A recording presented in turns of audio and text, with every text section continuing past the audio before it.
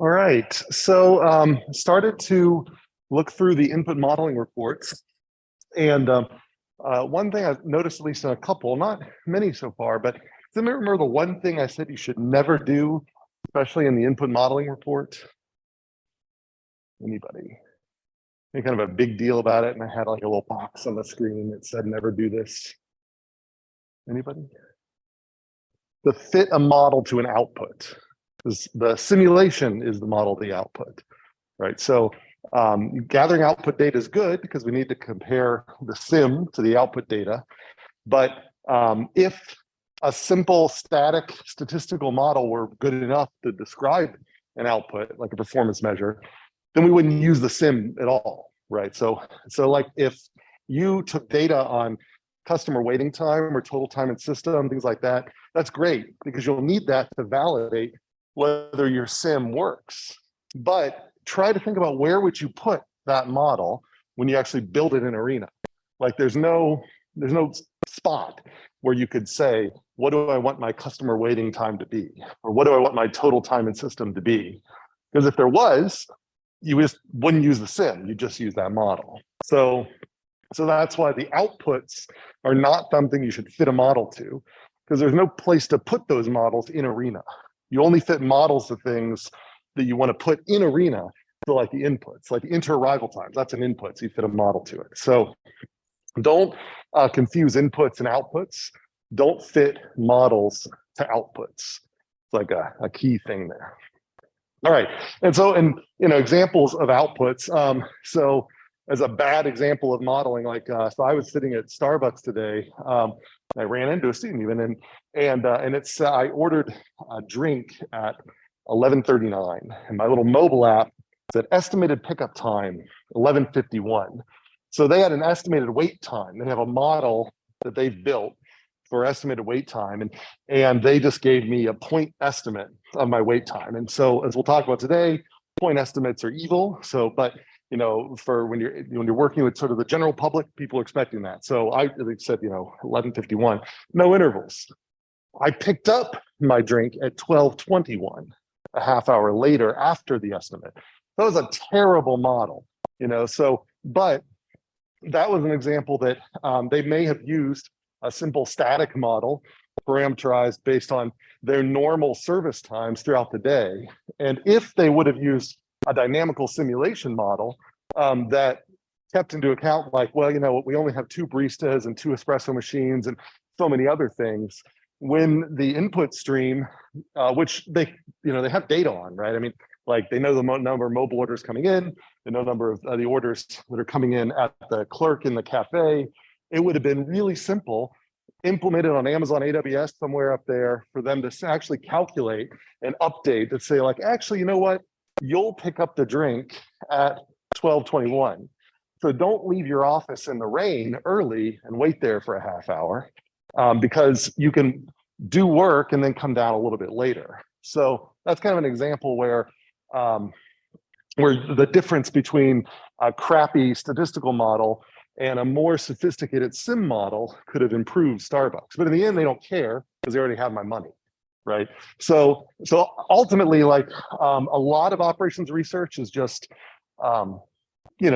entertainment purposes. Like customers want to know that they've got a prediction. They don't actually care if it's accurate because in the end, they're not going to leave the store without their drink.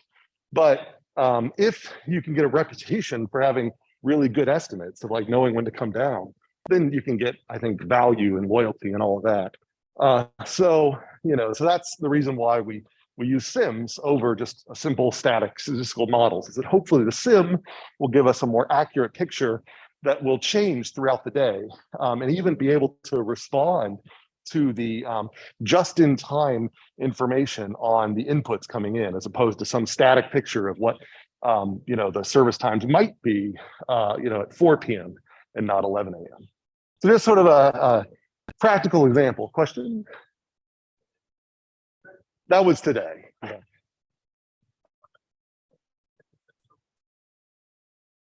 Sure. Yeah, there were a lot of right, and that's, but also easy to predict, right? I mean, it's the same fall menu they've had for the last 20 falls.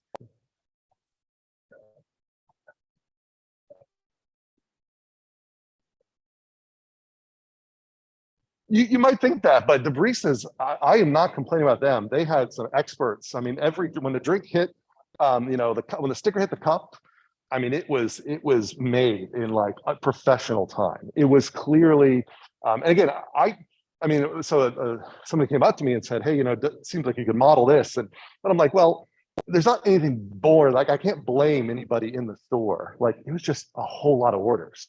So there's going to be a huge line, a huge queue, you know, just like you'd predict in 470.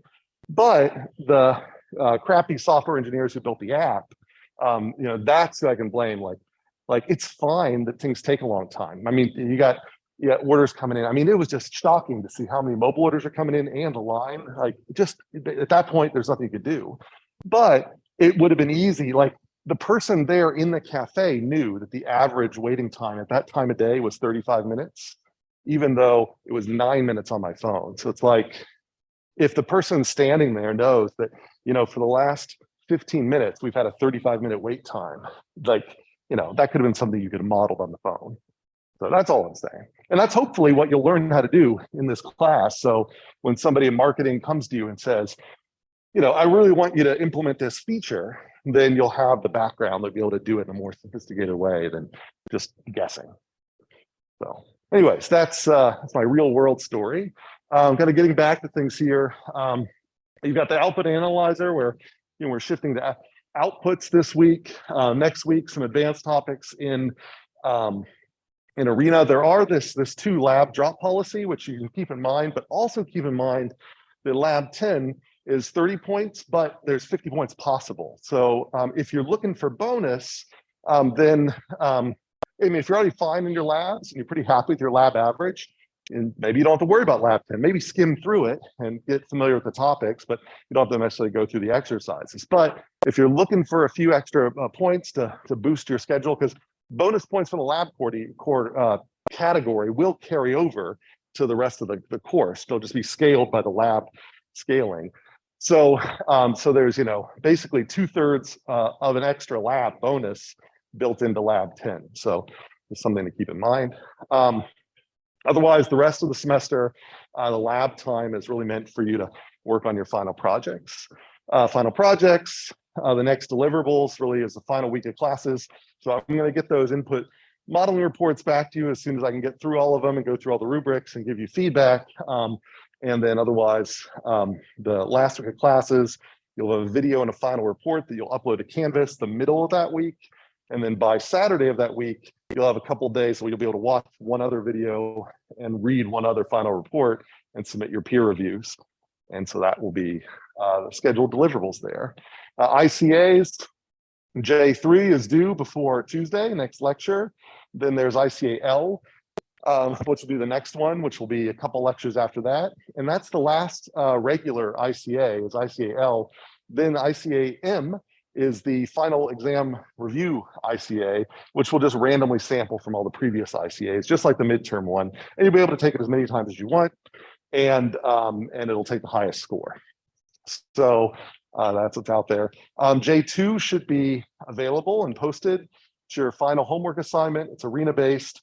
There won't be a solution set for it because sometimes we use it as like an ABET metric for the course, but it's a little bit more lab-like, where it's based on the kind of inventory management problem you've seen earlier in lab. So any questions about everything moving forward? Questions online?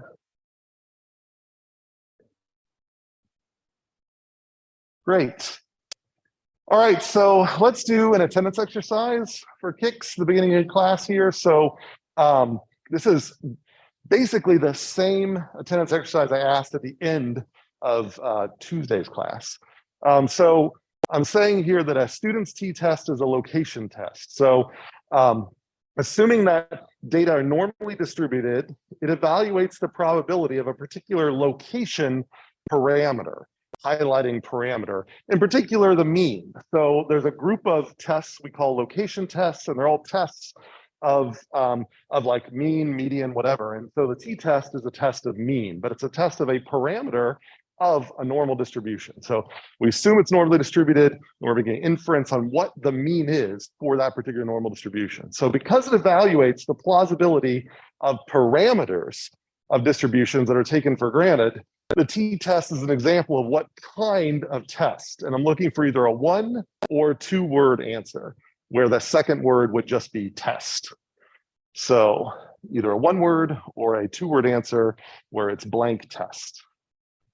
So what type of test, given that the t-test is doing an inference on the parameters of a distribution, what's the name for tests which make an assumption about a distribution and then infer a parameter of that assumed distribution? Those are what type of tests? All right, so how many people are willing to brave enough to make a guess?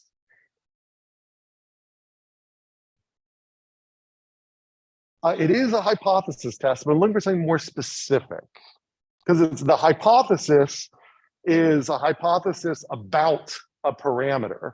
So hypothetically speaking, the mean is 0. And so I'm making an inference on whether the mean is 0. So the inference is on a parameter, so we call it a particular type of hypothesis test. Any guesses? What was that? Parametric, that's what I'm looking for. So a t-test and a ANOVA, a paired t-test, these are all parametric because they assume that the data are already normally distributed. So again, when you leave this class, if you do a t-test, someone's going to assume that you've already verified your data are normally distributed by doing a QQ plot, seeing if they line up on the line, and then a Shapiro-Wilks test. Both of those will be available in any stats tool you open up, QQ-plot and Shapiro-Wilks. You do those both together, and they both give you evidence that you have normally distributed data, then you're golden to go on and do the t-test or an ANOVA, and something similar for linear models as well. So parametric tests require you to do extra work ahead of time. I'm not requiring you to do the extra work in this class, in part because most of the data that our models will be generated will already fit these assumptions due to how they're generated in our sims, but also in part because it's a 15-week class and I'm just trying to give you the gist of things. All right, so I mentioned that it's a location test. I mentioned that there's parametric tests, there's non-parametric tests, exact, inexact, et cetera. I'm not making all this up. You can actually go, there's a Wikipedia page here that I think is linked on this slide, and they have this parametric and non-parametric location tests up here. And so this basically forms like a decision tree. So I'm not expecting you to read all of this, but what I'm trying to hope you see is that it's there's course categories here, and they get finer and finer. And in the leaves of this decision tree, they actually have a test that you're supposed to use. So as an example, it says if you have one group and your sample size is 30 or greater, and you're doing, so one group, that means you're testing for a particular mean. So you're saying, I think that this mean is 0, then they're saying it's safe to do a t-test. Now what that means there is something that I haven't told you, is that a t-test is actually pretty robust to non-normal data if you have a lot of samples. Now, the case that I'm focusing on in this class is when n is less than 30, they say if things are normally distributed, then you do a t-test. But then it says if n is less than 30 and it's not normally distributed, and I actually can't read what they've abbreviated here, but I would do like a U-test, a Mann-Whitney U-test, which is down here. Here they're tossing in if the samples are independent, but you could also do these tests for the one group. So the point here is that one group you're testing against, this is like a one sample test. These are two sample tests, 3 or more sample tests. So the ANOVA and the non-parametric versions of the ANOVA come up through here. Down here, there's Z approximations, there's chi-squared. So these are distribution tests. So the point here is that I'm not trying to, for this class, you don't need to memorize all of these tests, but I do want you to start appreciating that there is a decision tree that's out there, and that as you start doing more stats, you will eventually get this decision tree into your brain, and that helps you figure out which test you need. Because even if you forget what the tests are called, whether it's a Wilcoxon signed rank or a paired t-test or whatever, if you remember the few categories of this decision tree, then you'll be able to find the test you need, but because you'll know that you'll need it. Otherwise, if you just pick randomly, you go into jumps, hypothesis test menu, and you pick randomly out of that, then you might pick a test that'll produce a result, but that result will actually not be sound. So this is what you should sort of hopefully build up in most of your career. For this class, t-tests and chi-squared tests are going to be, usually adequate, totally fine. But in real world data, then all the rest of these tests become really important. And you should be able to just switch from one to the other effortlessly. So that's what you should sort of build up to. All right, so this unit has been shifting from inputs to outputs. So, what performance measures do we want to make our decisions on? How do we make our sims run fast enough and yet also give us answers that make sense? And how do we also deal with the fact that as we make our sims faster and faster, we can accidentally introduce this idea of bias, which I'm going to review today, and how do we deal with that? So that's kind of what we're going to get into. And last time I introduced two types of simulations corresponding to two types of systems. So terminating systems, those are systems where you care about the start point and the end point. They are real physical things. And so you care about the so-called transients. And so we have transient simulations where you include all of the data from start to kind of steady state all the way to the end. And you add all of that in to give you, say, an average performance, which includes that transient data. And then there's non-terminating systems like 24/7 Walmarts or something like that, where your sim has a start and your sim has a finish, but the real system just sort of runs continuously for all intents and purposes. And so you need to kind of figure out how much data to get rid of in your sim so that you only focus on a representative sample from your sim, which allows you to guess what the true steady state is. And if you include too much of this sim junk in your estimates, then you'll get something which I'll define formally here in a second as bias, where your actual steady state is somewhere in the middle of these squiggles, but because you've included this artificial startup that your sim needed, it's pulled down and you end up estimating lower than what it should be because you've included an artifact of the sim that's not a part of the real system. So those are our two types of systems, where this beginning part matters and where this beginning part doesn't. And we're going to focus mainly today on this type of system. And then on Tuesday, we'll focus on this type of system. All right, so any questions on this distinction between these? You feel like you could come up with systems that would fit these two modes? Okay. So when we're talking about within replication time series data. So what I mean by that is this squig or this trajectory you see here is the one I'm going to call one whole replication. So if I were to run this sim again, I might get slightly different squiggles out of here. And so these might be customer waiting time or queue length over time, something along those lines.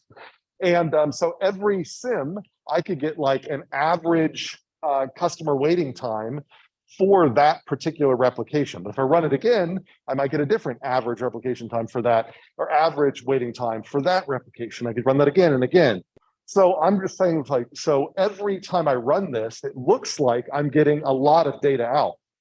But for a terminating system, I'm actually only getting one data point out of here at a time. So this might look like I'm getting 1,000 customers. But really what we're saying is for Monday, what was the average waiting time? So that there's one data point for Monday because these customers are all related to each other. They're not independent samples. So that's what I'm kind of saying here is that if in one replication, I have like 100 customers, I might, for that replication, take the arithmetic mean of their waiting time. And that is not an estimate of the mean waiting time like across the whole system. That's just for that particular day. What's the arithmetic mean mean that came out of, say, Monday? But I could then have another one out of Tuesday, Wednesday, Thursday, or whatever. So what I mean by within replication time series data is that N represents how many customers I have in one rep, and I average all those together, and then that average goes along with that single rep, and then I'd run another rep to get another average, and then I would end up running my stats across those averages, not across the customers. So that's what I mean for discrete time.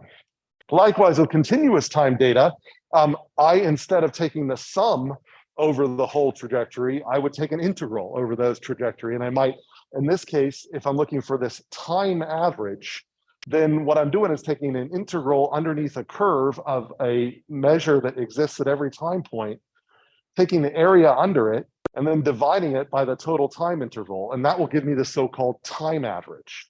Now, examples of what these things are, like, for example, in the discrete case, this might be whether we are, like if this is simulating a month, and so every sim is a month, every replication is a month, and multiple replications, you can think of running that month over and over again in different universes and get slightly different outputs. And so across that, I can say, well, on each day of the month, did I run out of stock or not?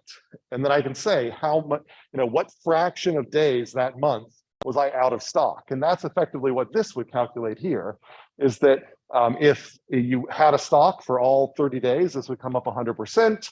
If half of those days you ran out before the end of the day, then this would be 50%. So that's an example of discrete time. Now, I could instead have a continuous time performance measure, which would say at any instant of time, is the queue length greater than 10? And so this would be a function that only takes on zeros and ones, kind of similar to this, but it exists at any instant of time. And so I can take the integral underneath this and then divide it by the total time in my sim. And that sort of gives me a time average, sort of like a what fraction of time was the queue greater than this threshold. So if this comes up 100%, then that means 100% of the time the queue had 10 or more customers in it. If this comes up 75%, that means that somewhere along, like that this was sometimes the queue was over 10, sometimes it was under 10, but the white space, I guess you could say, the gaps in between the times where it was greater than 10 only add up to 25% of the total time. So this gives you a so-called time average. So again, these are within replication data. Each one of these things gives me a single data point per replication.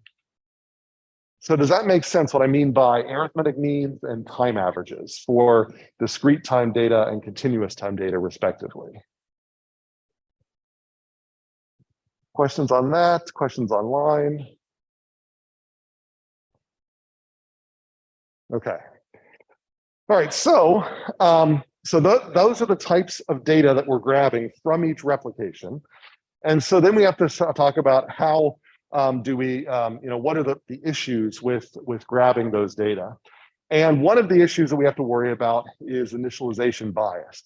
And this is particularly a problem for the steady state simulations for the non-terminating systems. And so just background, when I talk about bias, when I'm talking about statistical estimation, what I've got is I've got an estimator that is a random variable with its own distribution and statistical parameters. So in other words, if I've got 10 replications, each one of them has got its own theta I, theta 1 through theta 10. I can take the mean over those 10 replications and get an average.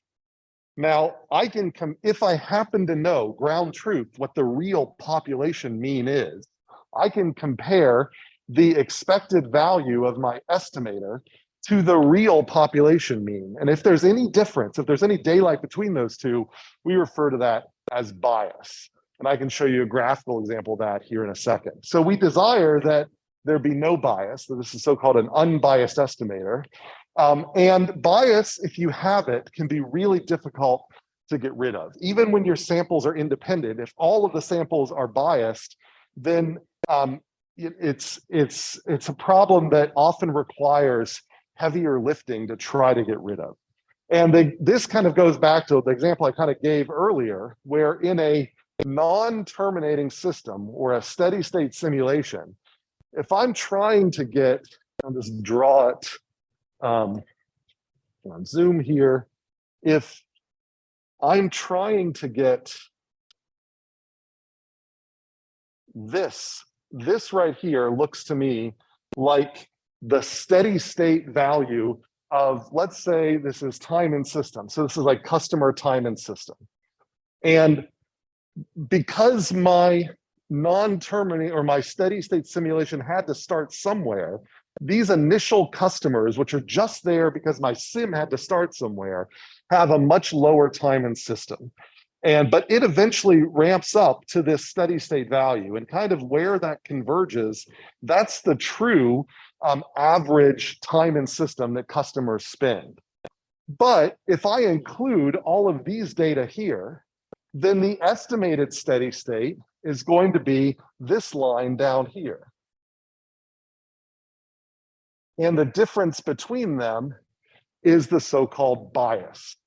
And so if I just ran my sim and didn't have this warm-up period, I could run lots and lots of replications of this sim, and my confidence intervals will get tighter and tighter and tighter. I would get more and more confidence that this lower line was the true time and average time in system for these customers.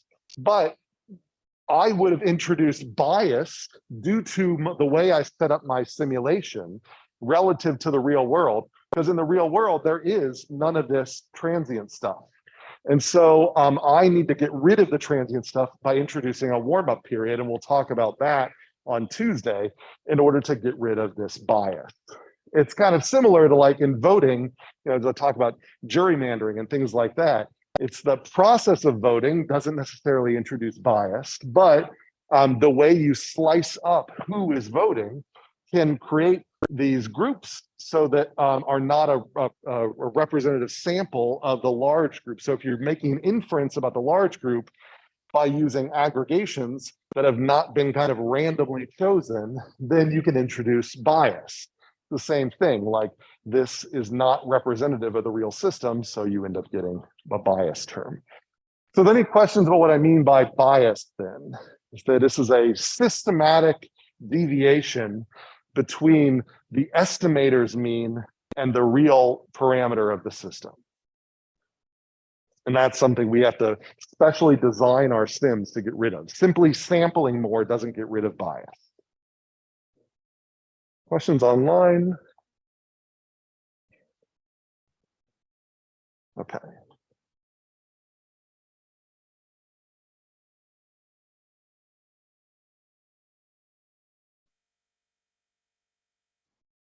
Okay, so that's bias.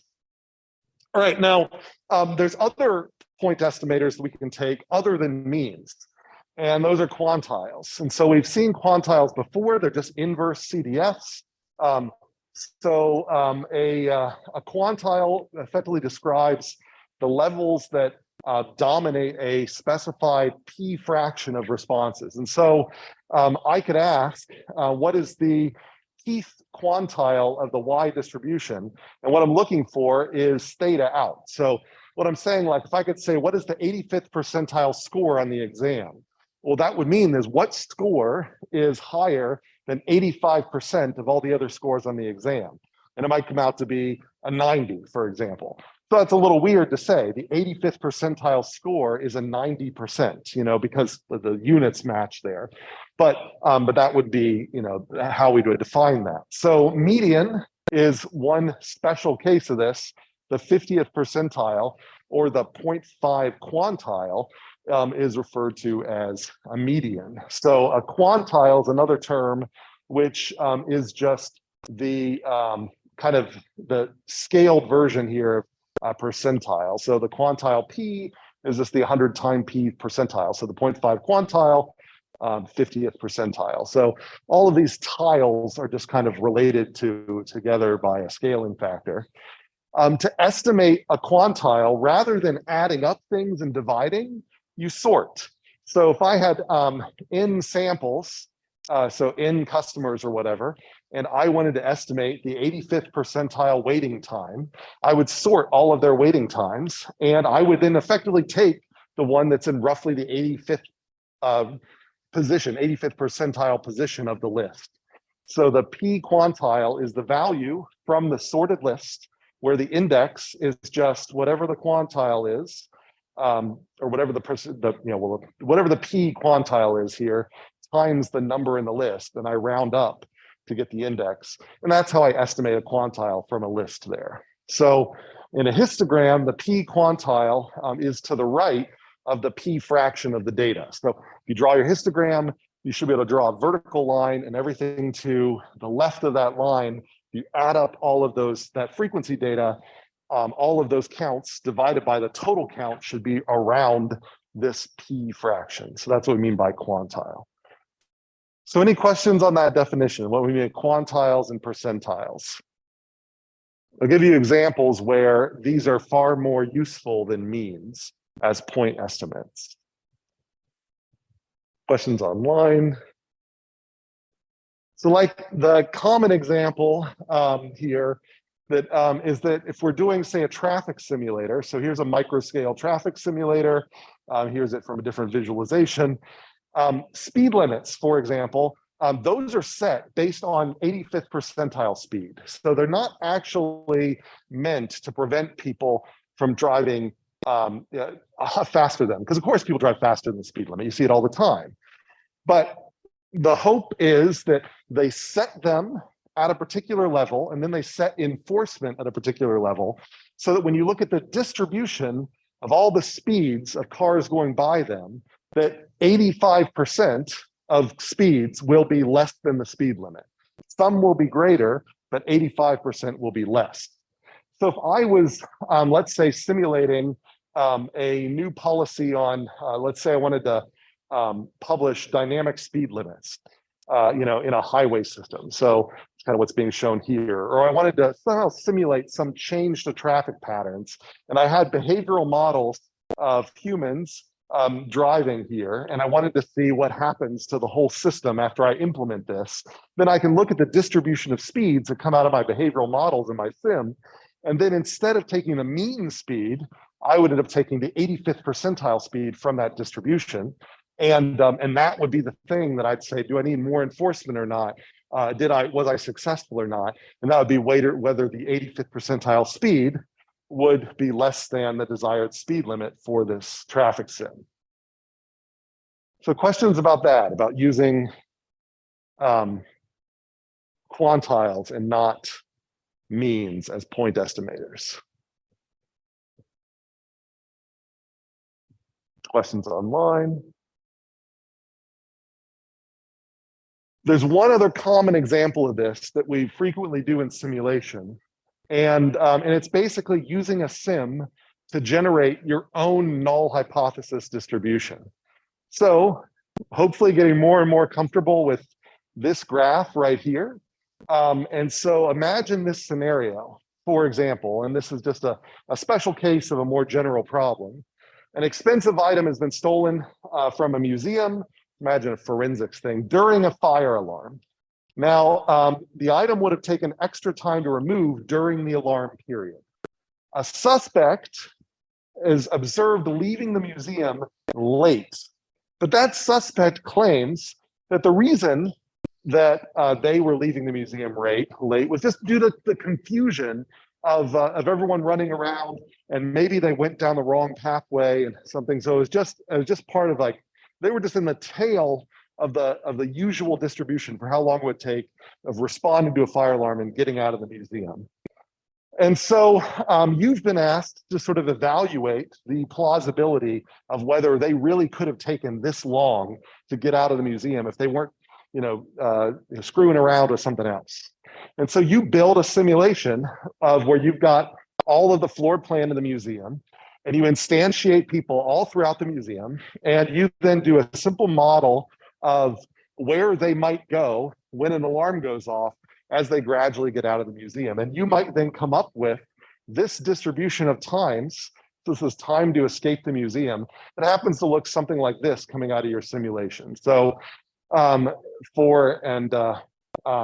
talk about details of how I generated this, but this is basically a simple example of what I'm talking about here. I had a map, and I basically allowed things to sort of go the worst way, the best way, and all of that. And I happened to get most individuals, very few individuals got out really quickly. Most individuals kind of were up in this ridge here, but then there was this sort of tail of individuals down this way that did. Some of them took very kind of long here. I can use the distribution coming out of my sim kind of like a T distribution. So I can say, all right, what fraction, if I'm only worried about the one side here, so it's like a one-sided test, I can say, where is the critical time above which 5% of these null times, of these normal times, happen to be greater than. And so I might find that my critical value here is 340, I think I say, or estimated critical time, it's this one here, is 343 seconds or whatever for an alpha of 0.05. So what I'm saying here is that any times greater than this, we're going to assume did not come from the normal escape process and they were generated somewhere otherwise. So effectively what I'm asking here is, what was the 95th percentile time to escape? What was the time to escape that was greater than 95% of all other time to escapes? And if the suspect's time to escape, which was this line up here, was greater than that quantile estimation, then my hypothesis test is going to reject their assertion that they're just were part of the normal group that was leaving. Now, I might be wrong, but this is at least saying that it's worth looking more into, because there's very few people took this much, this amount of time to get over that. So that's another example of, we frequently use simulations as null hypothesis generators, in which case quantile estimation is usually far more useful because it goes along with hypothesis testing than, say, estimating a mean. So any questions on that example? Was that a question? Mm-hmm. Right.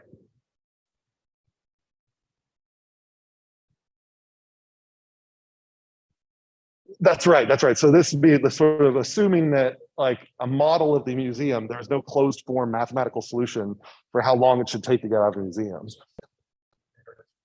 That's right. That's right. Right. And then there's no other hypothesis test to do. You built your own hypothesis test. So there's no t-test or chi-square test or whatever. You just sort of say that, if you trust my model says under the null distribution, under the normal person escaping the museum distribution, these are the times it would take to get out of the museum. And this is the 95th percentile. And so anything above that, to an alpha of 0.05, we're going to reject as being a normal way to get out of the museum. Any other questions? All right, good, great. Okay, so the questions online. Let me make sure I don't buy anybody there.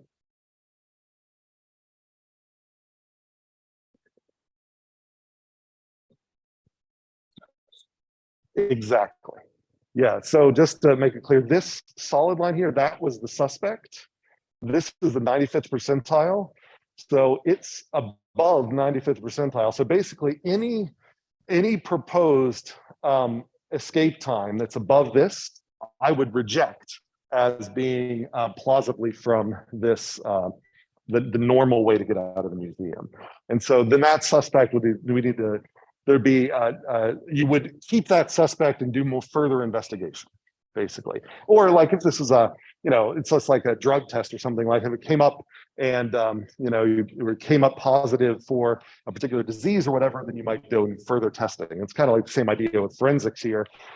This is now evidence that if this line was firmly inside this, then we'd say, I'll let him go. Because like if we knew, for example, that stealing this piece of artwork from the museum would have an average time of this with some distribution that kind of came down around here, then we might say that there's enough power that if someone was in this group, there's no way they could have stolen that thing, and we had high enough power to let them go. But so likewise, if it was really easy to steal, then this would not be a good test to use, because if you were stealing it or not, you would still land in the bulk of this. So we're assuming here that there's enough statistical power that the time it takes to actually steal the thing from the museum is way over here. So its tail only slightly overlaps with this tail. Okay. So we do this a lot, this type of thing a lot, using simulations or so-called permutation tests to generate these distributions, so we generate our own hypothesis tests. Okay. All right, so that's point estimation, which is fine. That's a great place to start, but ultimately, when you're talking to your peers, your technical peers, you should never use point estimates. You should always use interval estimates, because point estimates are deceiving. They're always wrong, because you're never going to be exactly right on that point. But interval estimates tell you so much more. So our first and most important interval estimator that we talk about is the confidence interval. And so a lot of people hear about confidence intervals. They talk about, especially around election time, within the error threshold, or the margin for error, they refer to that. And what they're talking about is a confidence interval. Now, how do you define a confidence interval? It's just a t-test. A confidence interval is every hypothesis that a t-test cannot reject. So, it's kind of crazy that a t-test seems so esoteric, but every time you hear about someone talking a 95% confidence interval in the media and the news, whatever, they are implicitly invoking a t-test, but they just don't tell you that. And if you ask them to define, well, what do you mean by 95%? I mean, I think a lot of the media probably wouldn't know how to answer that question, right? But if you did know how to formally answer that question, then what you would say is that this interval is the interval of hypotheses that cannot be rejected when your alpha is 5%. That's what a 95% confidence interval is. So, and that's what I'm saying here. The hypothetical values of your parameter that cannot be rejected at alpha is your 1 minus alpha confidence interval. So it's centered on your mean estimate, your point estimator of the mean. And this H is what we call the half width. And so the 95% interval half width is on both sides of this. And the confidence level, which is like 1 minus alpha, you can view as the true negative rate. So alpha, you can view as the false positive rate. And so 1 minus alpha is the true negative rate. So it's another way to view this thing here. So the probability that any confidence interval contains the true mean is 1 minus alpha. So what it means, when I give you a 95% confidence interval, that means that 95% of the time, the true mean will actually be in the interval I give you. In other words, 95% of the time, I'll be right. I'm not committing to any one of those estimates, but I'm saying the real estimate is in this interval. And if I give you that interval and it's big enough, 95% of the time, I'll be right. If I give you the center of that interval, 100% of the time, I'll be wrong. Because 100% of the time, the actual mean is not going to land right on that point. It's going to be around that point. So that's what a confidence interval is. It's, it's all based on a t-test. The half width of a confidence interval is this formula here. And it's just the standard error of the mean. So that's my estimator's standard deviation, the standard error of the mean, times the critical t value for alpha divided by 2, because it's two-tailed, at the degree of freedom, the number of data points minus 1. So again, it's just a t-test visualized as an interval. So I can summarize all of the results of a whole continuum of t-tests in one interval. That's what the confidence interval is. So it is a measure of error. And as you increase your sample size, you collapse around a point. So you can get rid of that error by taking more and more samples, and it'll make that half width smaller and smaller and confidence interval smaller and smaller. Yeah.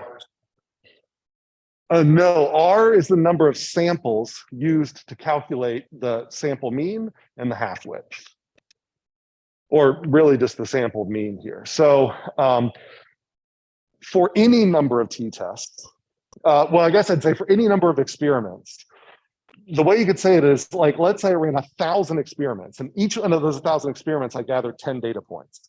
So 10 data points, 10 data points, 10 data points, 1,000 times.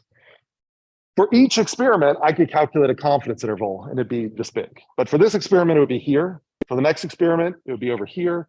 For the next experiment, it would be over here, and so on. So these confidence intervals will keep moving around, but they probably hang out around one spot of the real line. 95% of those, however many experiments I said, 95,000 or whatever. So 95% of those confidence intervals would capture the true mean. So if I were to sort of draw that here, let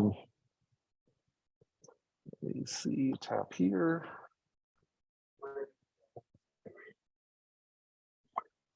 I don't know what you mean by manipulate it twice.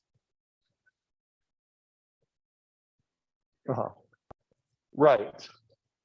Yes, yeah. Yeah, you're looking at like all the hypotheses you could test with a one sample t-test all at once. So I was seeing if I can quickly do a whiteboard here, but I don't see the button for that. So I'll just draw it on here. But if I were to draw the real line of all of the, the theta, so if the real population parameter were here, then what I'm saying is I take 10 data points and generate a confidence interval.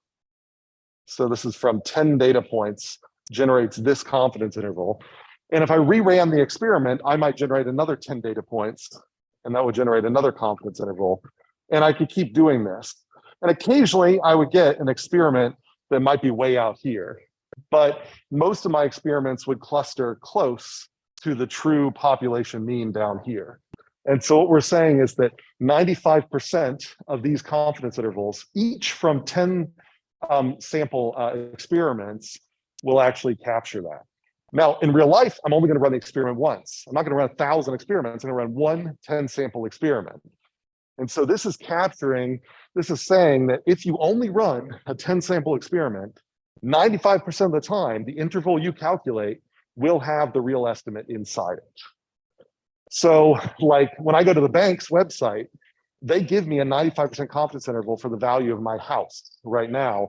And I don't care at all about the midpoint of that. I only look at the two boundaries of that, because I don't actually know if I try to sell my house today, how much it would be worth. But what the bank's telling me is based on their stats that in 95% of universes, my house will sell for a value in this range. And so that's why the interval estimate is far more useful to me than the point estimate. I just ignore the point estimate once they give me the interval estimate. So any questions about that? Questions online? Great. Close that.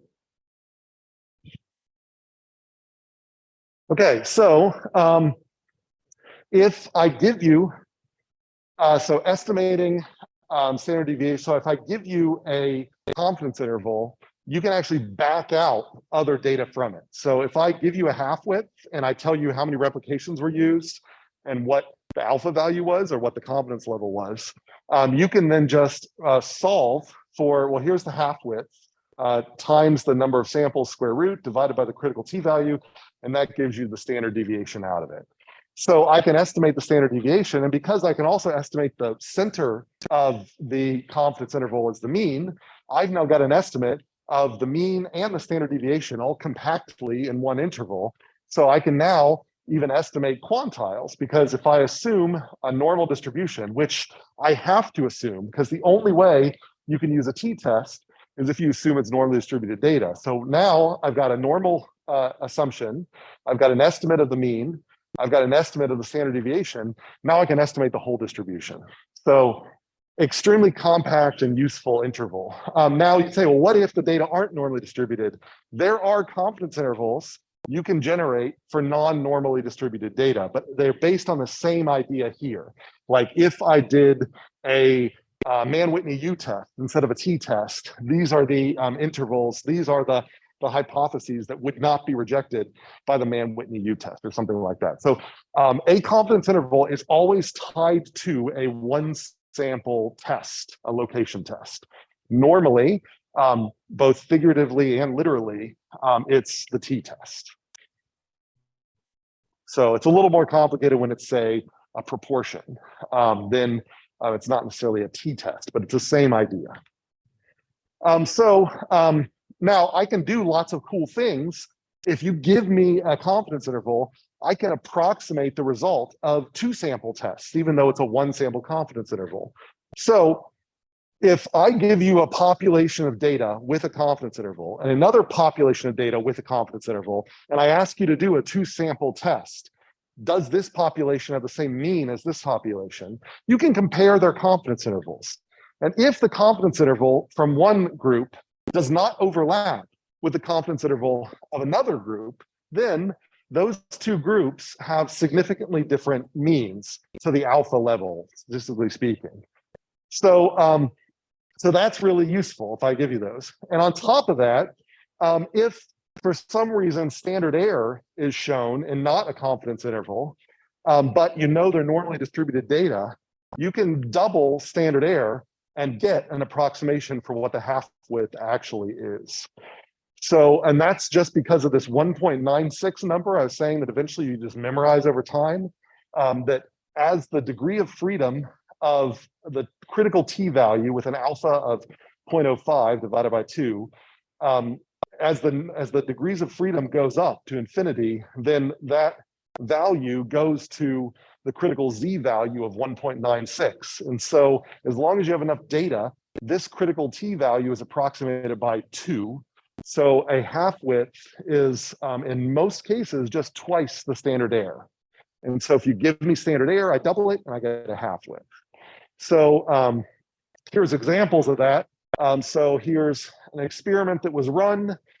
This is a control group. It's showing their mean. In this case, they say there's plus and minus standard error. This is showing a treatment plus or minus standard error.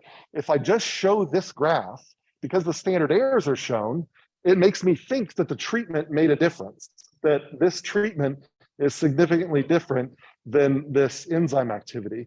Now, I haven't done the two sample t-test yet, but just looking at it, it looks like it makes a difference.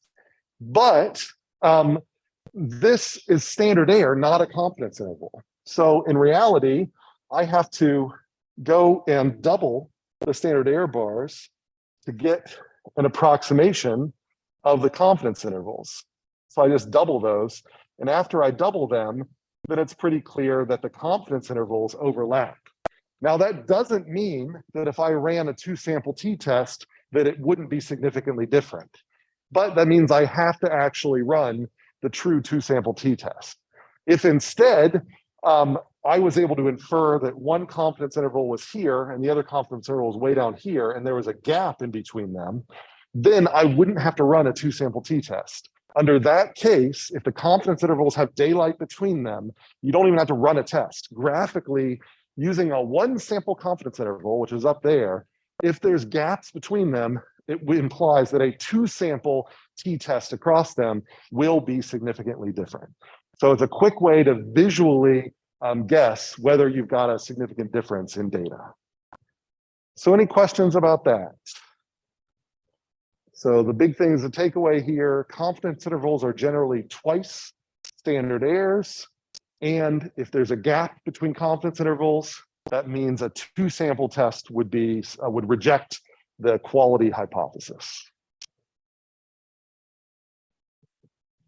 And these are the type of data that you'll get out of your sim. You'll have to do these sort of analyses with.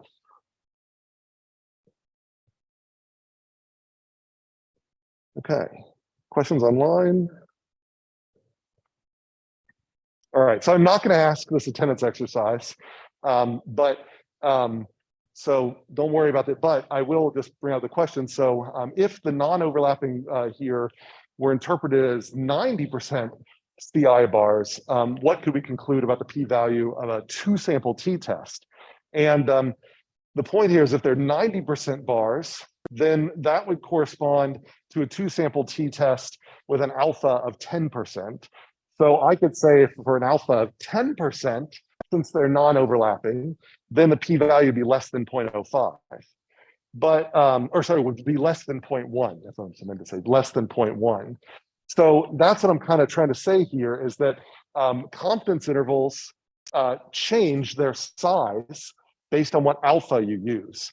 So the a 90% CI is going to be narrower than a 95% CI. 100% CI is going to be the whole real line. And so, so I need to know what percentage these are, but then knowing that, I can actually make inferences about the size of these p-values because the p-values are bounded above by the alpha. So if there's a gap between there, then that means this p-value is less than, in this case, 10%. I believe that makes sense.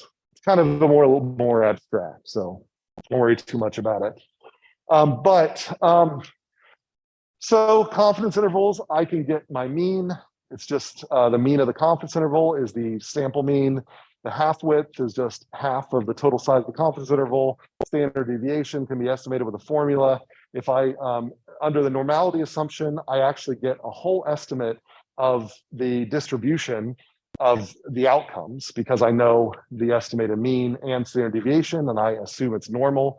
And so with that, I can even get quantiles out. So of a normal distribution, whatever quantile you want, you look up the critical Z value for that quantile, multiply by the standard deviation, add the mean, and you'll get the quantile out for that. So, so a lot of information can be summarized in a simple confidence interval.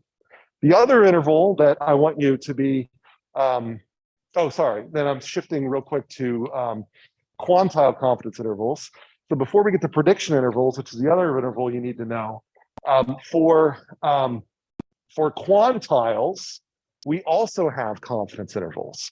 So this is a little hard to wrap your head around, at least for me initially, but when someone asks for the 85th percentile, whatever, speed, that in itself is a point estimate unless I give them an interval. So I can say to them, I actually don't know exactly what the 85th percentile speed is, but it's somewhere between here and here. So it's somewhere between 70 miles per hour and 73 miles per hour. So I can have a 95th percentile confidence interval on an 85th percentile speed.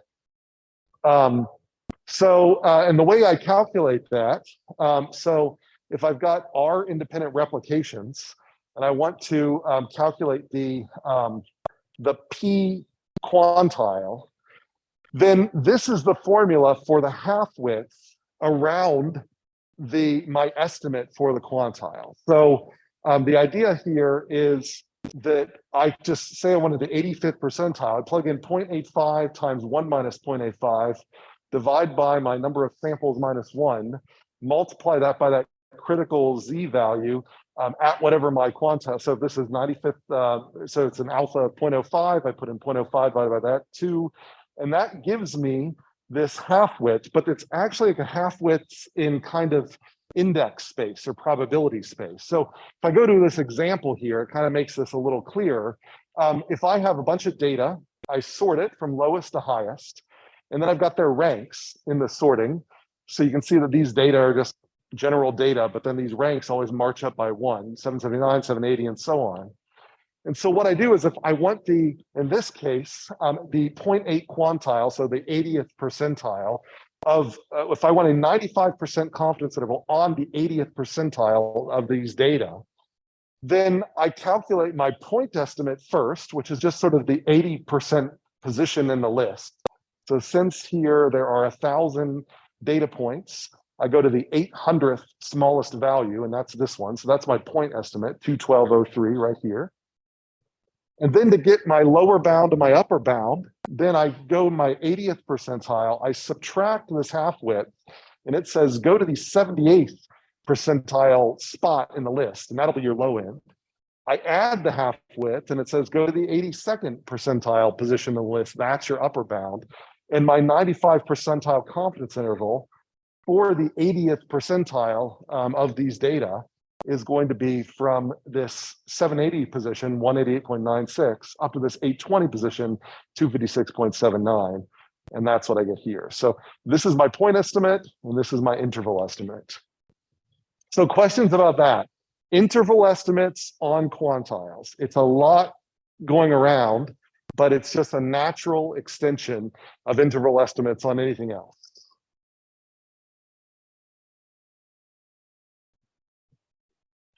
Okay. All right. So only a couple other slides left, and then we'll be caught up here. And there's not much to do today.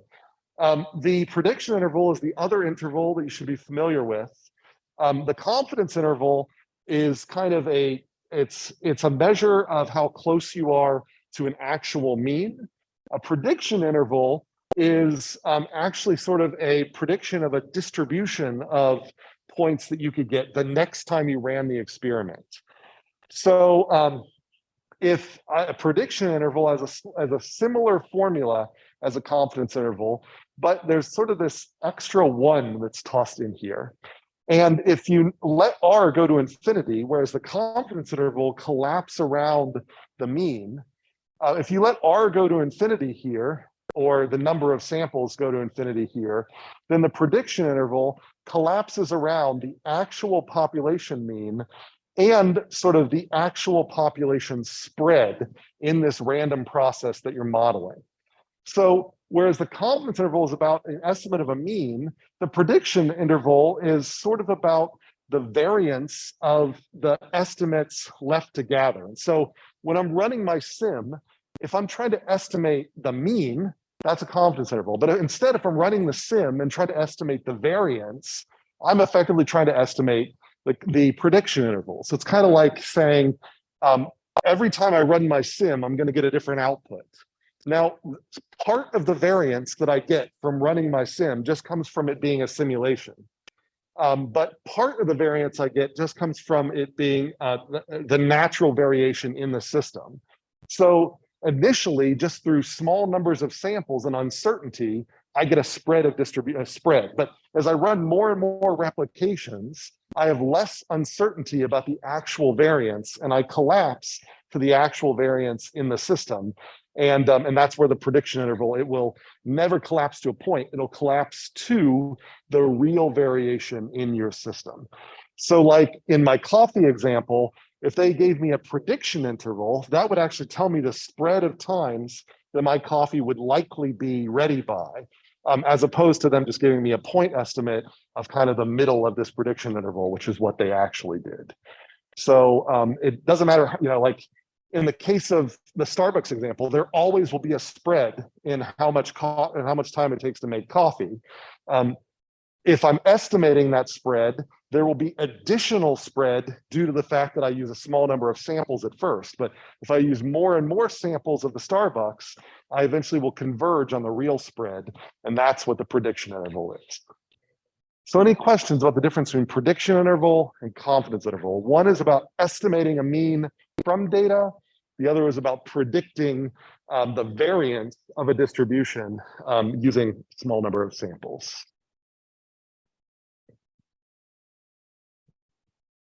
Questions online?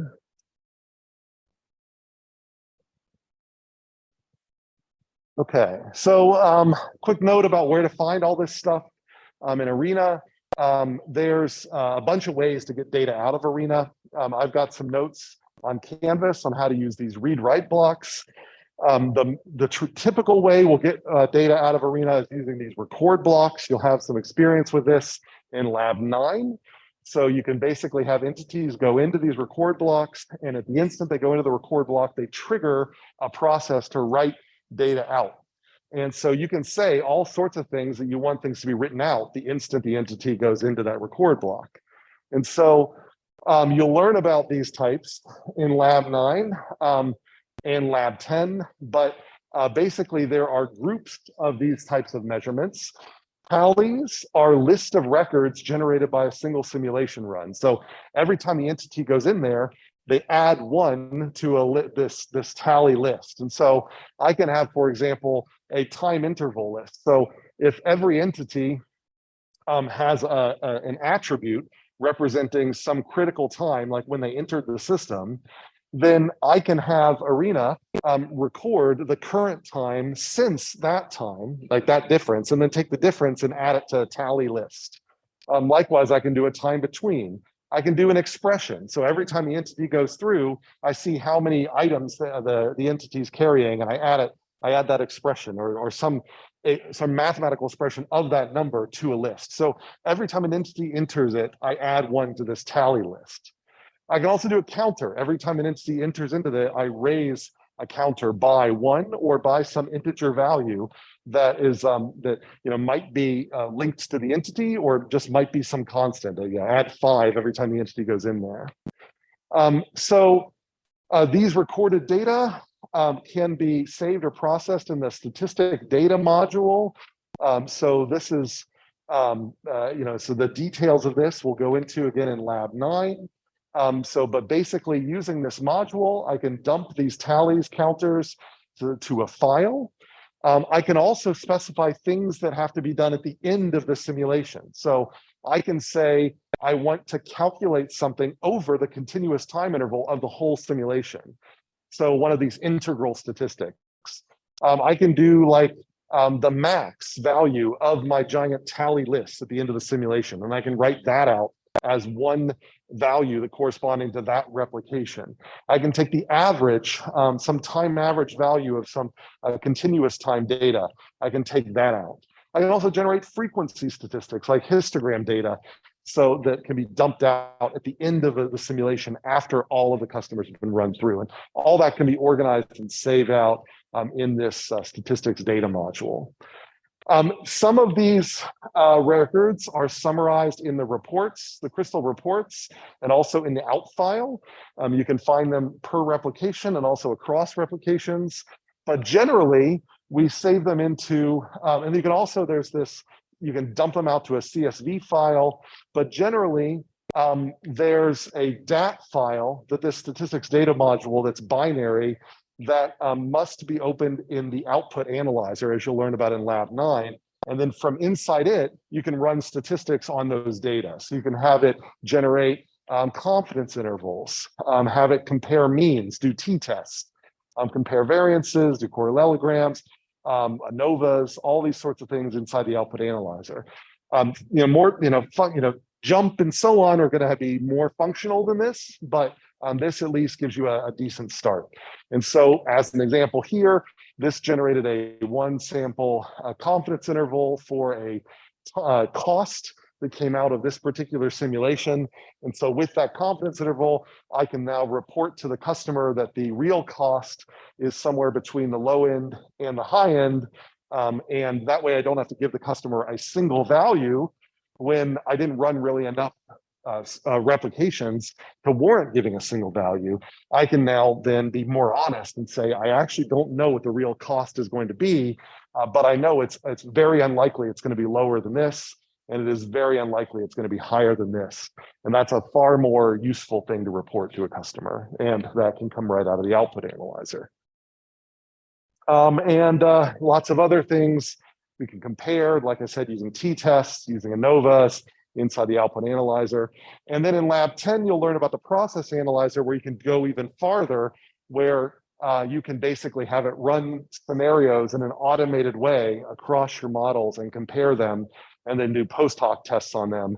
There's some Canvas videos on how to use the process analyzer. If you find yourself going into your models for your final project and adjusting a parameter, rerunning, adjusting parameter, rerunning, and doing that over and over again, look into the process analyzer, because in the process analyzer, you can just tell it, take this parameter and run the sim for all 10 values of this parameter, and it will automatically do all those adjustments for you, so you don't have to manually do it. It's very similar to behavior space in NetLogo. So different things you can do there. And then we'll talk about in lab 10, you can even go crazier with OptQuest, where it will even walk over a parameter space and figure out how many replications it needs to run for each parameter combination, and then show you the trajectory over this optimization. So if you're doing a sophisticated optimization, then OptQuest is a great tool for that. But for most people, I think the process analyzer will be very sufficient for the projects you do in this class. So any questions about the stats that come out of Arena?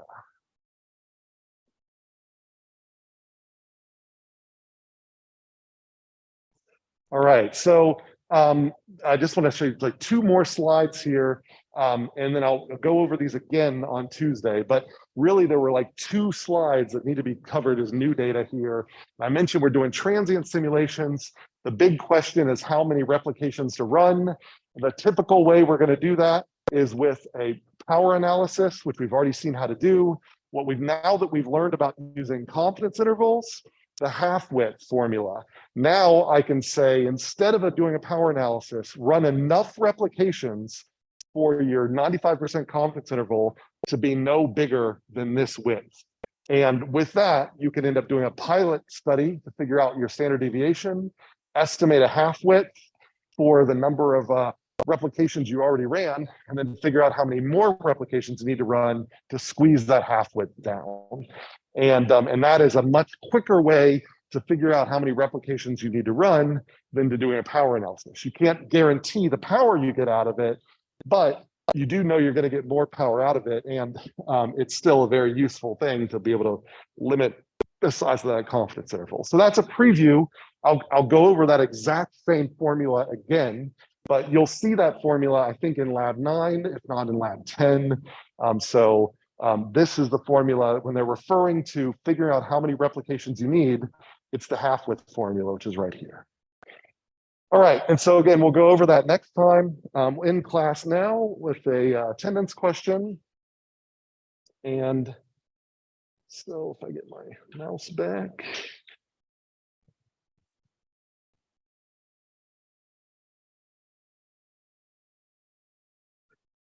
And so the question I have here is how big, or describe a 100% confidence interval.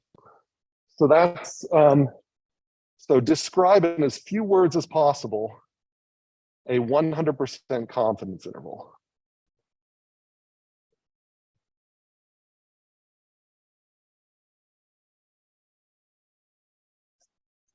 And that's all I've got for you. So I will see you Tuesday. I hope you have a good weekend.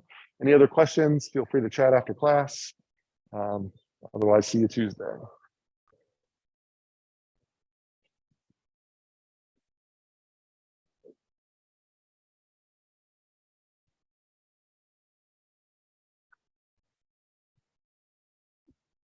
Any other questions online? If not, that's all I got for you. So I will go ahead and end the meeting.